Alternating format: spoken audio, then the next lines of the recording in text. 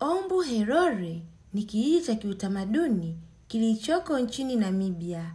Kijiji hichi kinaakisi historia ya maisha kupitia mavazi, mila na ubunifu wa kila siku. Wanawake wa Herore hujivika mavazi maarufu yanayofanana na mitindo ya kimisionari ya karne ya 19. Gauni hizo ndefu zenye madoido na vilemba vya kipekee kichwani vinaakisi pembe za ng'ombe, ikiwa ni ishara ya heshima na utambulisho wa jamii ya wafugaji. Wanaume huvaa mavazi ya kiutamaduni yenye muundo wa kijeshi au kijadi kuonyesha hadhi ya historia na upinzani dhidi ya ukoloni.